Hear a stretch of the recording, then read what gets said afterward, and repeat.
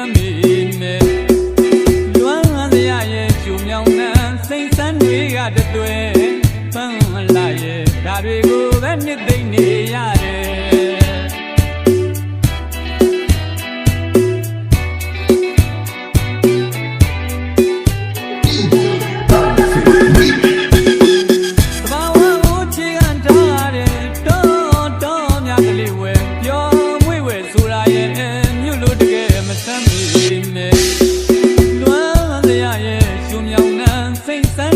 တတွဲ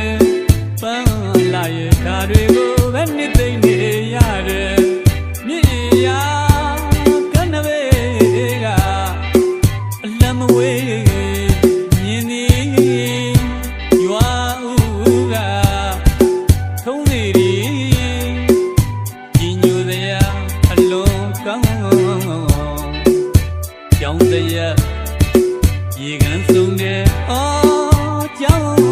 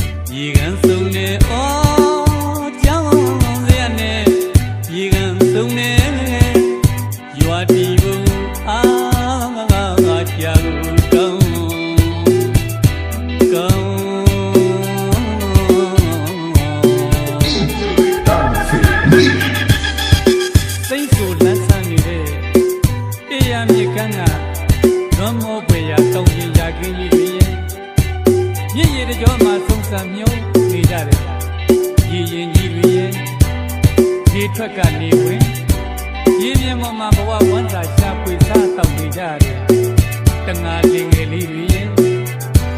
ဆဲလဲစံတလွင်လွင်နဲ့အဝေးကပဲလမ်းမြော်ဖူးနိုင်တယ်ရွာဦးစီလေးရဲ့ဟောဘာဝကြကြလှကျင်နေလှနေကျွန်တော်တို့ရဲ့ရွာလေးတစ်ခါတစ်ခေါက်တော့ရောက်လာကြတာ